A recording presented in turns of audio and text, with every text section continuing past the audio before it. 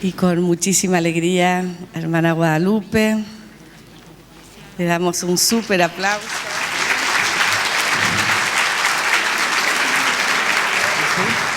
Guadalupe Rodrigo, religiosa del Instituto del Verbo Encarnado. Desde muy joven fue destinada a Medio Oriente y en los últimos años pidió el traslado a la ciudad de Alepo, en Siria. Allí decidió quedarse para acompañar a todas las víctimas de la guerra y la violencia, llevando la presencia y el consuelo de Cristo en medio de tanto dolor. Su conferencia se trata sobre esto, mi experiencia en el Alepo. Así que te bienvenimos con un fuerte aplauso. Muchas gracias.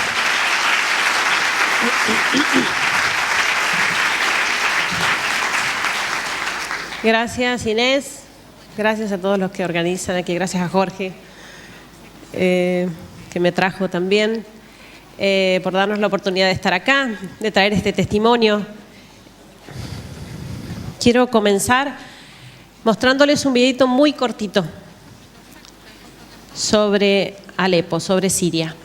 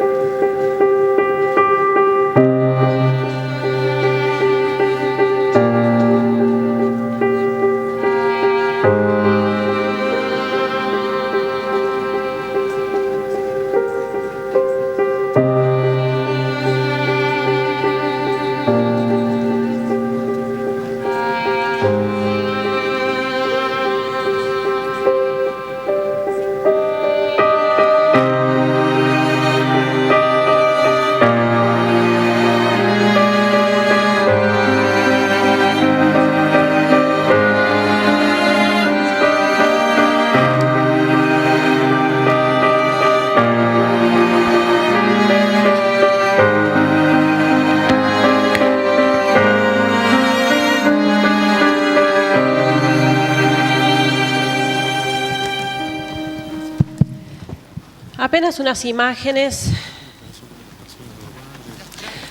de lo que significa la guerra. En una guerra sufren todos. Yo creo que es el azote más terrible que puede sufrir un pueblo. Pero especialmente los niños son los más vulnerables, son los que más sufren. Y no es fácil acompañar a quienes están sufriendo la guerra. Pasamos el que sigue después del video y lo vamos pasando. Les voy a ir pasando algunas imágenes, después una más. Si pensamos lo que ha significado para Siria, un país que era tan próspero, un país tan pacífico. De hecho, cuando yo pedí ser destinada a Siria en el 2011, fue porque necesitaba descansar y era de todos los países de Medio Oriente que conocía muy bien, era el más tranquilo. Y por eso pedí ir a Siria. Y por eso lo cuento a propósito, para que se note, para que uno se haga una idea de lo que era este país. Y la llegada de la guerra significó empezar a convivir con los bombardeos diarios, cotidianos, día y noche, sobre todo en la ciudad de Alepo. Una ciudad que había sido tan bella, una ciudad que era famosa en el Medio Oriente como la ciudad europea. Gente que vivía muy bien, gente de clase media, alta.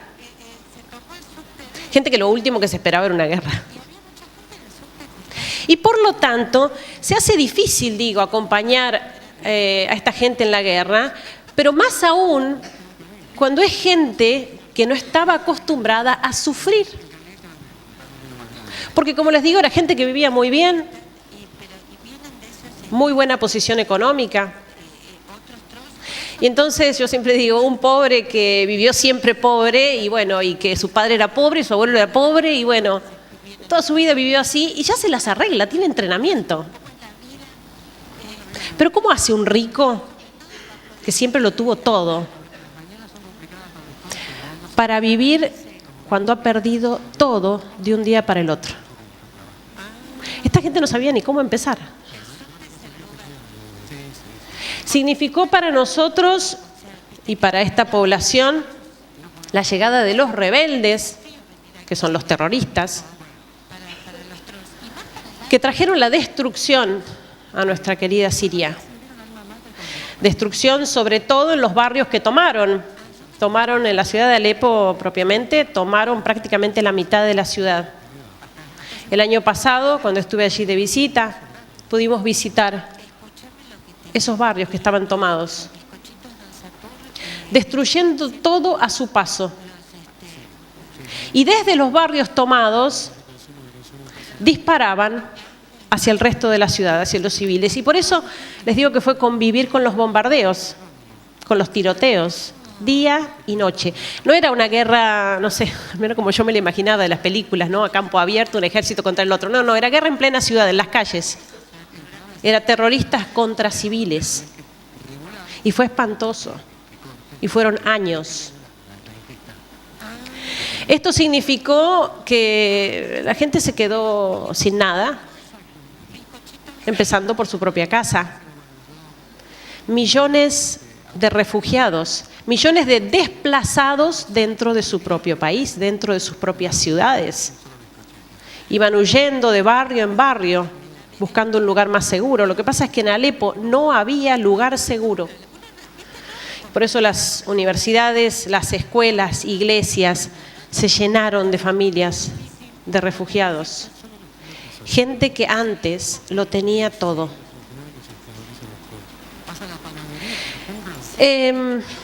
Y estos grupos fundamentalistas, grupos terroristas, que en realidad son los agentes secundarios de esta guerra, aun cuando son los que vemos en primera plana, son los agentes secundarios, porque los protagonistas principales han estado siempre detrás de ellos, muy escondidos, y que han salido a la luz en estos últimos días, ¿no?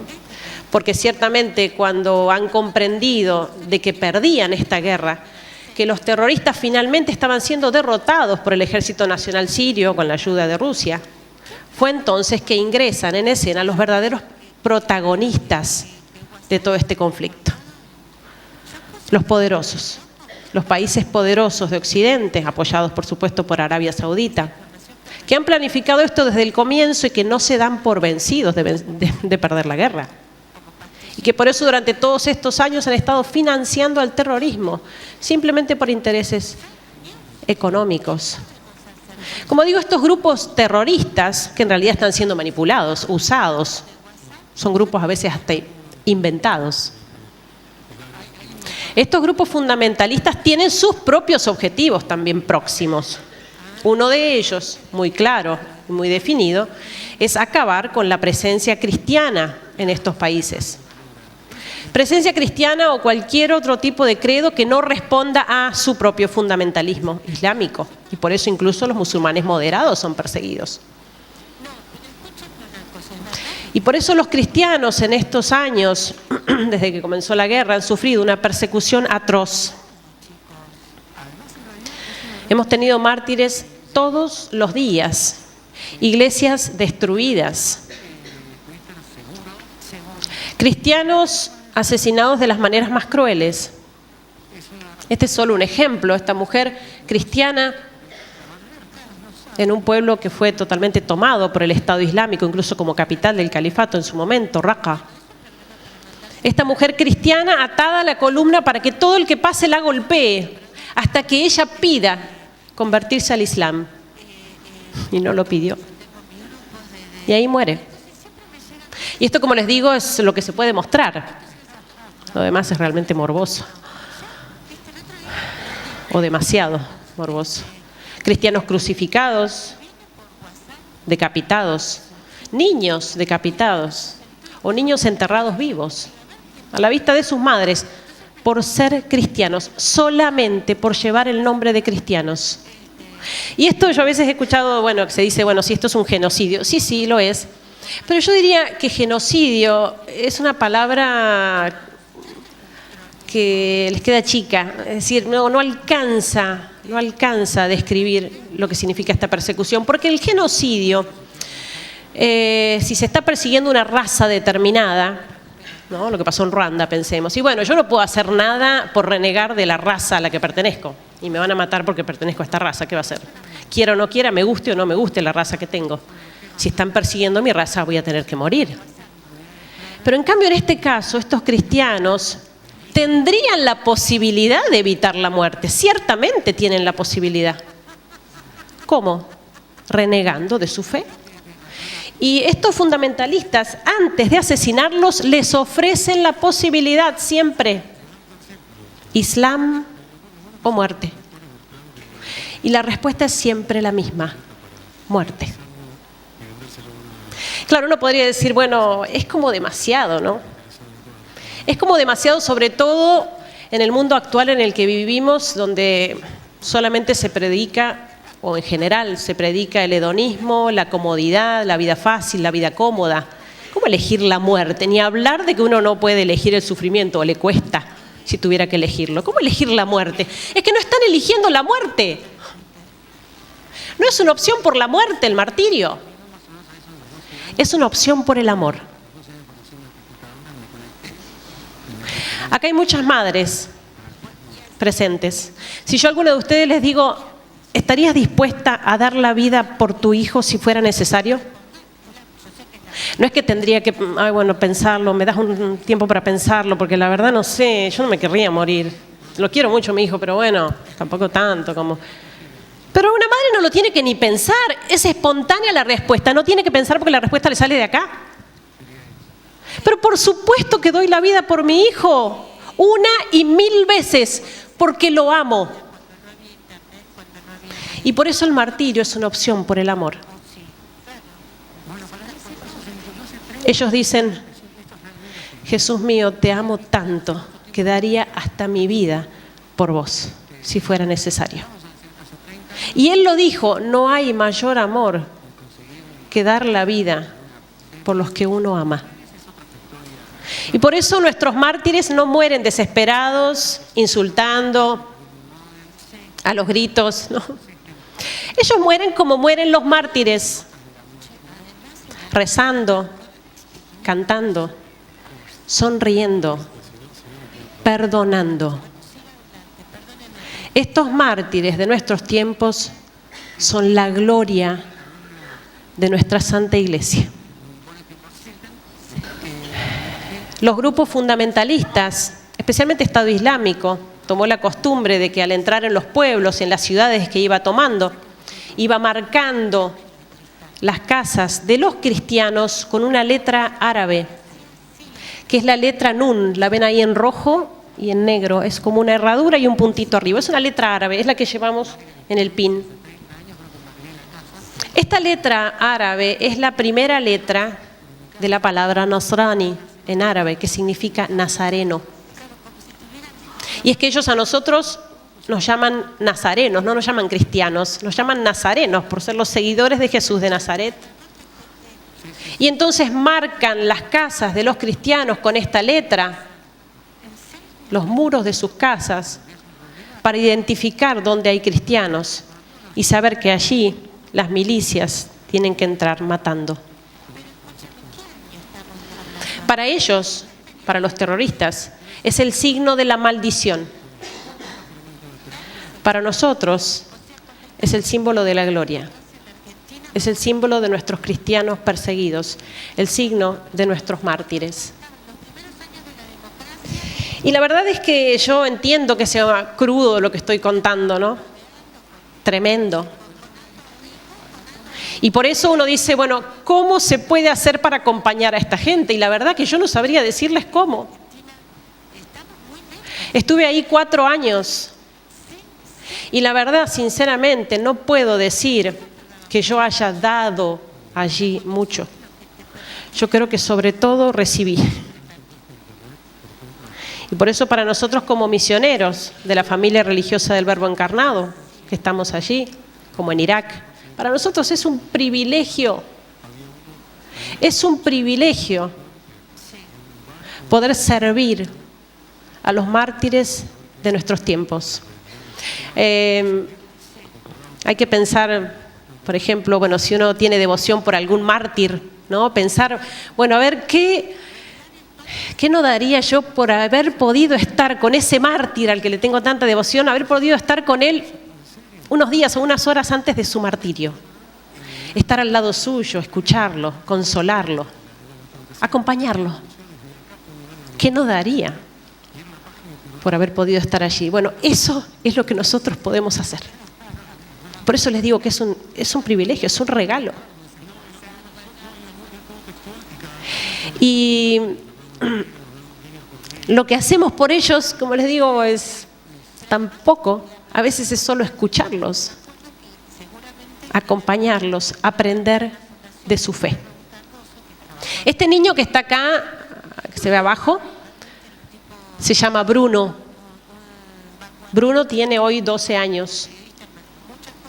Es de nuestra parroquia de Alepo. Tiene 12 años, lo cual significa que vivió toda su infancia en la guerra. No conoce otra cosa. Desde que tiene uso de razón, bombardeos, tiroteos, cañonazos, miedo, correr en las calles, balas. Eso ha sido su infancia. Ahora tiene 12 años. Y el año pasado, cuando visité allí Alepo, estuve conversando con él y aproveché a preguntarle algunas cosas. Bruno es muy especial, como tantos de nuestros niños, ¿no? Le dije, Bruno, ¿vos te das cuenta que por ser cristiano podrían matarte acá en Siria? Él me dijo, sí, claro. Ah, es decir que estarías dispuesto a morir por ser cristiano. Y me contestó, hermana, algo hay que sufrir. Algo hay que sufrir. Y siguió diciéndome, mírelo Jesús en la cruz crucificado por amor nuestro. ¿Qué no vamos a hacer nosotros algo por amor a Él? Algo, ese algo era su propia muerte, su posible martirio. Así hablaba un niño de 12 años. Como para que ustedes puedan notar el temple de la fe de este pueblo.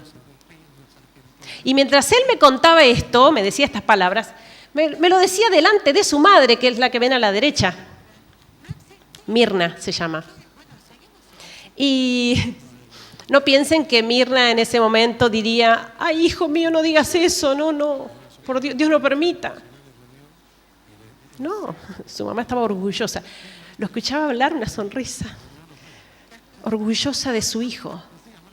Porque su hijo con 12 años ya sabía la razón por la que uno debe vivir y la razón por la que uno debe estar dispuesto a morir. Con 12 años. Ciertamente esta gente recibe una gracia especial, que fue yo creo la misma gracia de la que participamos nosotros allí. Es decir, cuando tenemos una gran prueba, Dios nos da una gracia aún más grande, porque nunca la prueba puede superar a la gracia. Y por eso ellos están ciertamente asistidos de un modo especial, porque es muy grande su sufrimiento. Esta mujer, por ejemplo, Amal se llama. En árabe su nombre significa esperanza. Ella perdió uno de sus hijos, 4 tenía. Uno de sus hijos estaba en el hospital porque en realidad había ido a hacer una intervención quirúrgica muy sencilla, una operación muy simple. Ya la había hecho en media hora, estaba esperando que le dieran el alta, allí en la habitación, estaba con su madre, con Amal. Empiezan los bombardeos, que eran diarios, y cuando empezaban la seguidilla, la serie de bombardeos, nosotros utilizábamos allá la palabra de la lluvia. Empezó a llover, ¿no? Por la frecuencia con la que caían los proyectiles y los misiles. Empezó a llover, dijo este chico, Naum se llamaba. Mamá, empezó a llover, anda a pedir ayuda para que me cambien de habitación, porque su habitación del hospital daba a la calle, estaba más expuesto. Amal, su madre, sale inmediatamente de la habitación para buscar ayuda. En ese momento cae un proyectil en la ventana prácticamente de la habitación. Y cuando Amal se vuelve por el estruendo, encuentra a su hijo despedazado en la explosión. Ella lo llora muchísimo, por supuesto, a su querido hijo Naum. Pero ella me decía, mi hijo ya estaba preparado para el cielo, yo lo veía que ya estaba preparado para el cielo. Y ella me contó que cuando en momentos en que estaba asustada, tenía miedo, porque imagínense que la caída de proyectiles y misiles era en cualquier lugar, en los barrios civiles, sobre todo barrios cristianos, ella vivía en un barrio cristiano. Y cuando estaba con mucho miedo, era su hijo Naum, este muchacho, el que la tranquilizaba y le decía con palabras del Evangelio, mamá, No tengas miedo a los que pueden matar el cuerpo, pero no pueden matar el alma. Y ese es el secreto de esta gente. Ella dice, en ese momento él me tranquilizaba con esas palabras, ahora mucho más. Esa es la clave para vivir todo esto. Y por eso se los escuchaba hasta reírse del tema, ¿eh? Los jóvenes decían, a ver, que me hagan lo que quieran, que entren los del Estado Islámico, que me secuestren, a ver, ¿qué me van a hacer? ¿Qué me pueden hacer? A ver, ¿qué me pueden hacer? Que me decapiten, que me corten la cabeza, ¿qué más? Que me corten en pedacitos, ¿qué más? No me pueden hacer nada más. El alma no me la tocan. Y por eso viven esa semejante libertad. Era gente que vivía, lamentablemente, antes de la guerra, muy apegada a los bienes materiales, muy aferrada a esta tierra, a la fama, al prestigio, al dinero. Pero se dieron cuenta de que no podían poner en eso su felicidad. Y por eso ahora viven esa libertad. Es lo que los lleva a vivir la vida cotidiana de manera heroica. Porque no tienen que imaginarse a esta gente como gente rara, ¿eh? Todo el día encerrada en la iglesia, rezando, gente. No, gente muy normal. Sencilla, simple, con sus defectos, pero que ya la tienen clara. Ya saben para qué viven. Que no es poca cosa. Y por eso el día a día tenía semejante intensidad, semejante valor en sus vidas. Seguir adelante con la vida cotidiana, pensando que en cualquier momento se podían morir, y vivirlo con semejante intensidad, es realmente heroico. Ver a nuestros jóvenes, les pongo como ejemplo estas dos chicas de nuestra parroquia, Karin y Nadine, dos hermanas gemelas, que empezaron a estudiar su carrera universitaria un tiempito antes de que se desatara la guerra. El año pasado, en febrero, se graduaron, se recibieron en medicina. Toda su carrera la hicieron durante la guerra. Nosotras las hemos visto estudiar. Correr a la universidad arriesgando su vida para llegar, porque eso, salir a la calle era arriesgar la vida permanentemente. Después estudiar con una linterna o con una velita, porque en Alepo no teníamos electricidad más que 1 hora al día o 2. Y así, en semejantes condiciones, graduarse, recibirse. Fíjense, hoy en día nuestros jóvenes, a veces para que continúen sus estudios, para que terminen la carrera. ¿Cuántos condicionamientos? ¿Cuántas cosas? No, es que no tengo esto, es que no tengo aquello, es que no puedo, es que sí. En situación extrema logran llegar a la meta. Y ellas me dijeron un día, para mí fue muy significativo, ellas me dijeron un día, es que nosotras ya hemos aceptado que esta es nuestra situación. No podemos esperar a que se termine la guerra y que la situación sea ideal para perseguir nuestros sueños. Es aquí y ahora que lo tenemos que hacer. Y por eso me decían, estamos felices, porque hemos entendido que esto ahora es lo mejor para nosotros. Es difícil entenderlo, ¿no? A veces me han preguntado, muchas veces me han preguntado, aquí afuera en Occidente, no allí, en Occidente, me han preguntado, bueno, pero esta gente no se enoja con Dios por la guerra. La verdad a mí me sorprendió muchísimo la pregunta, la primera vez. Yo digo, que la gente se enoje con Dios es una cosa tan ridícula. O sea, para ellos es clarísimo que Dios no es el autor del mal y que la guerra es simplemente la conclusión de una suma de males que puede albergar el corazón humano cuando se deja llevar por el mal. Pero no es una cosa que Dios quiera. Y es cierto que es una cosa que Dios permite, porque podría evitarlo por la fuerza, pero Dios decidió desde el principio respetar nuestra libertad. Y por eso permite estas cosas y se las ingenia, como solamente Él sabe hacer, para sacar bienes de los males. Y por eso ellos mismos lo reconocen. Ellos se dan cuenta de cuántos bienes espirituales han ganado gracias al sufrimiento de la guerra. Un anciano de la parroquia me dijo una vez, un viejito, me lo dijo en voz baja, así como para que no lo escucharan los otros, me dijo: hermana, nosotros en Alepo estábamos necesitando esta purificación de nuestra fe. Es decir, ¿cómo lo entienden ellos? Y es que esto los hizo despegarse finalmente de la tierra y aferrarse al cielo, que es lo que todos tendríamos que lograr. Y por eso convivir con ellos, acompañarlos, ha sido un gozo. Si yo hoy pudiera regresar a enero del 2011 y me preguntaran de nuevo, o yo pidiera de nuevo ir a Alepo, no lo pienso dos veces, quiero ir de nuevo. Ha sido en mi vida la experiencia más dramática y más terrible que jamás haya vivido, y sin embargo, a la par, simultáneamente, la experiencia más maravillosa, por los ejemplos de fe. Y ver en esos rostros la alegría. Esas caras son caras de gente sufriendo la guerra. Es un poco raro decirlo, parece un chiste, ¿no? Sonriendo así. Y sin embargo, son gente viviendo en guerra. Por eso les digo que es como si ellos hubieran tomado la decisión de decir: basta, basta de poner nuestra alegría en cosas que cualquiera puede arrebatarnos.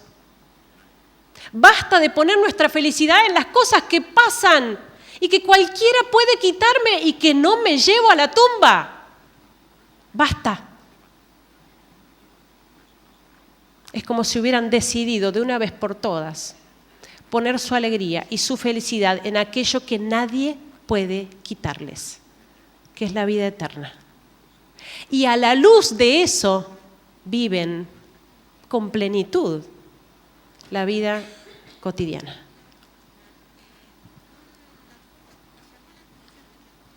Esta mujer que viene aquí se llama Nadine. El último ejemplo que les cuento. Ella tiene 2 niños pequeños. Sufrió muchísimo por la guerra. Apenas comenzó la guerra, su barrio fue uno de los primeros barrios bombardeados, barrio cristiano. Tuvo que dejar su casa. Se cambiaron de lugar varias veces, ¿no? De aquí para allá, buscando un lugar seguro.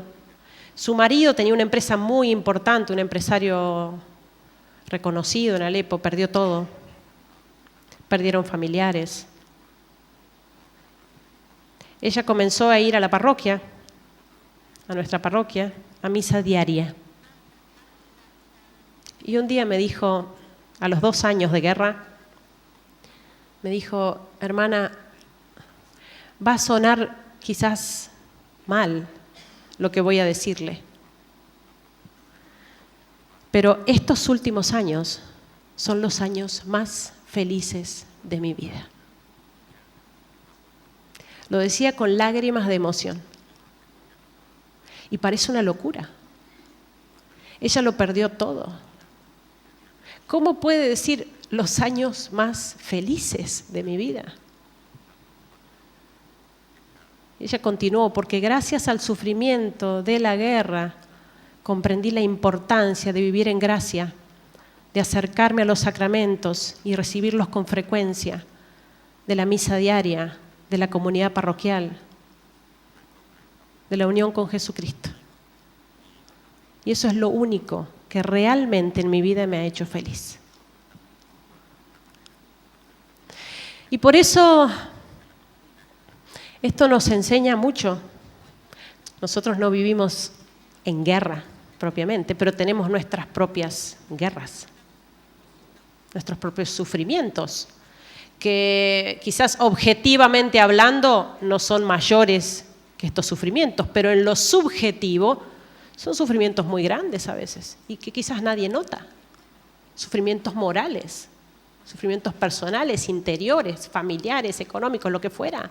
Enfermedades, dificultades, incomprensiones, tantas cosas que uno tiene que sufrir.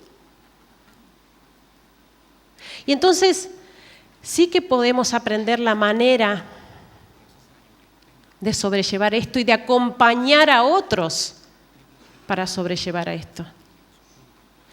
No lo podemos explicar en un plano humano, no alcanza el consuelo humano, porque este sufrimiento parece ser como de otra dimensión y lo material no alcanza. Lo único que puede darnos el verdadero consuelo en medio del sufrimiento es la gracia de Dios, es Jesucristo, es nuestra fe. Y por eso es algo que nos marcó mucho a nosotros como misioneros. Y es lo que nosotros intentamos transmitir y difundir en los testimonios. Porque realmente tenemos que darnos cuenta de que el sufrimiento en nuestra vida en realidad es un escalón más para llegar allá. Quizás esta gente, así como vivía bien y tranquila y cómoda y rica, quizás nunca hubiera pensado en su destino eterno. Quizás nunca hubiese pensado en el después de la muerte qué. Y fue a causa del sufrimiento que comenzaron a plantearse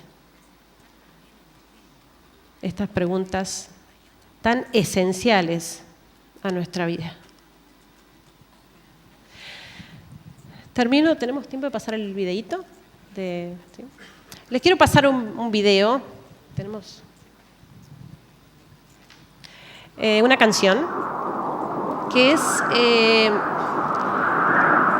una canción que se llama justamente Soy Nazareno. Probablemente la conocen, ¿no? Fue compuesta e interpretada por Maxi Largi, que seguramente conocen. Es un cantante argentino. Él, cuando conoció lo que estaba pasando en Siria y en Irak con nuestros hermanos perseguidos, él no lo sabía, entonces decidió hacer algo, tengo que hacer algo, y compuso esta canción, que yo creo que es inspirada realmente. Editaron el video, la edición es de Pato Dondo, que trabajaba aquí en el Marín. Pato editó el video con Maxi, con fotos de nuestros cristianos de allá, de Siria y de Irak. Van a ver en las fotos, en algunos momentos, una crucecita al lado. Eso indica a los que han muerto, a los mártires. Lo van a ver también en una parte del video a Maxi, al cantante. Presten especial atención a la letra de la canción.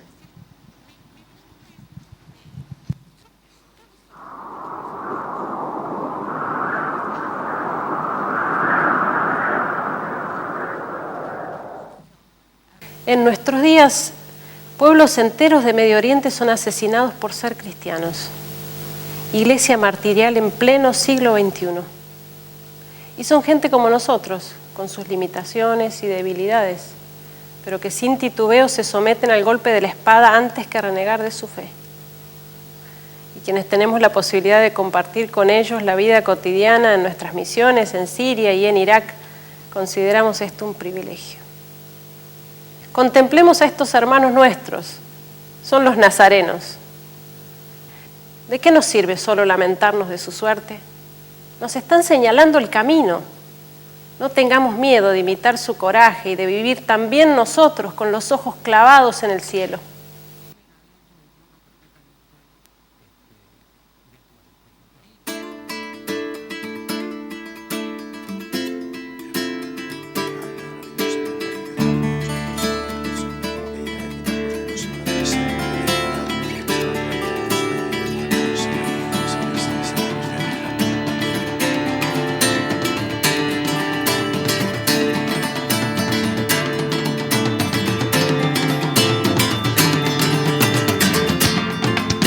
Arenas del desierto se han mojado con la sangre y las lágrimas de Dios.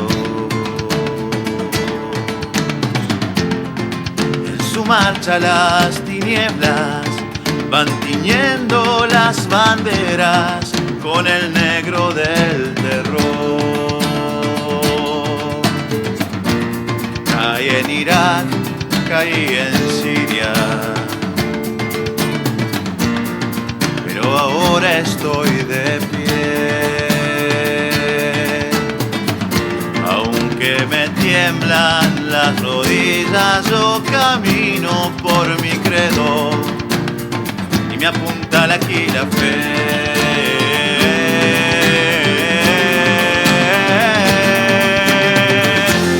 Soy nazareno, nazareno, llevo un anuncio en mi voz que habla de resurrección.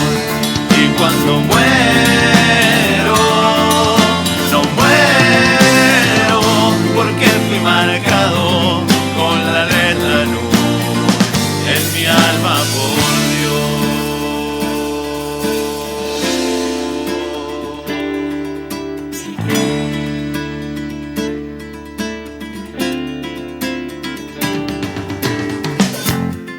Oigo susurrar mi rezo bajo el ruido de Kalashnikov en las calles de Mossul.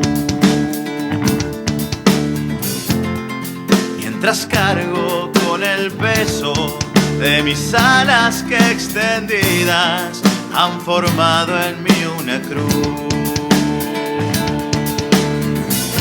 Y entre resacas occidente come al caníbal del rencor.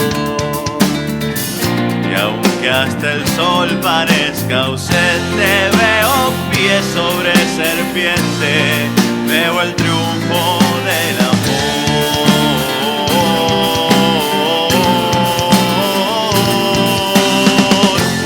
Soy nazareno, nazareno, llevo un anuncio en mi voz que habla de resurrección.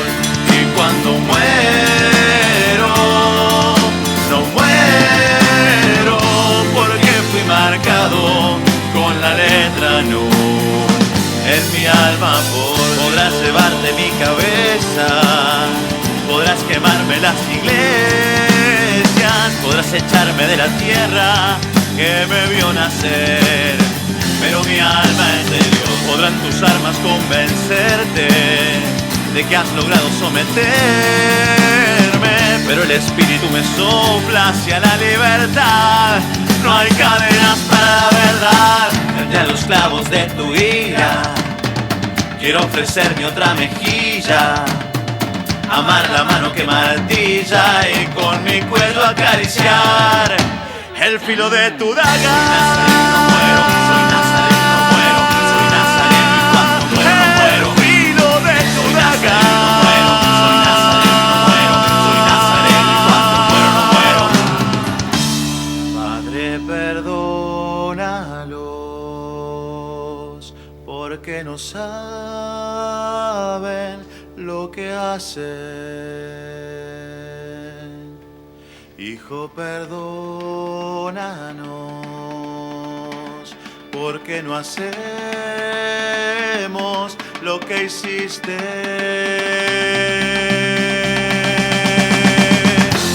Soy nazareno, nazareno, llevo un anuncio en mi voz que habla de resurrección. Y cuando muero, no muero, porque fui marcado con la letra NU en mi alma por Dios. Soy nazareno, no muero, soy nazareno, no muero, soy nazareno y cuando muero no muero.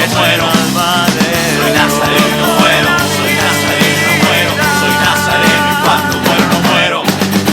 Soy nazareno, no muero, soy nazareno, no muero, soy nazareno y cuando muero no muero. Soy nazareno, no muero,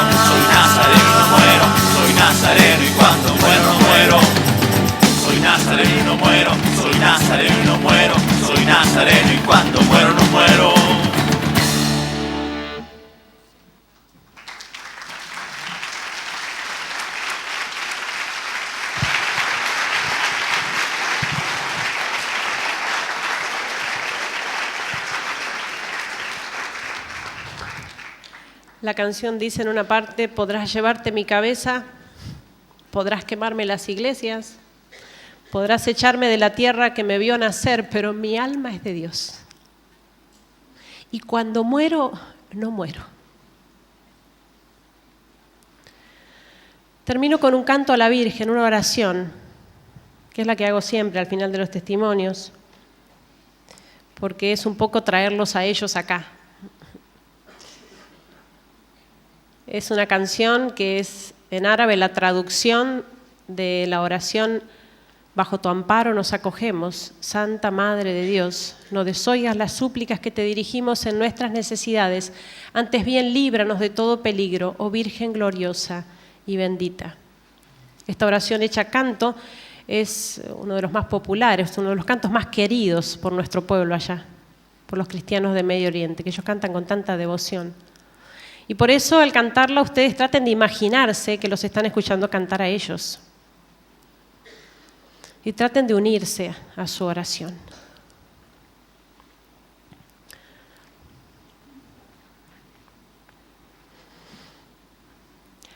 في ظل حمايتك نلتجئ يا مريم لا ترد طلبتنا عندما ندعوك يا فخر البرايا يا خير الورى يا بحر العطايا في الدنيا جرى في ظل حمايتك نلتجئ يا مريم لا ترد طلبتنا عندما ندعوك.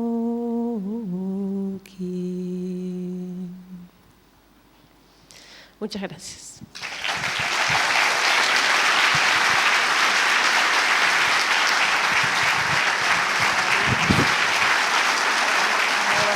Gracias por tu experiencia, por tu pueblo.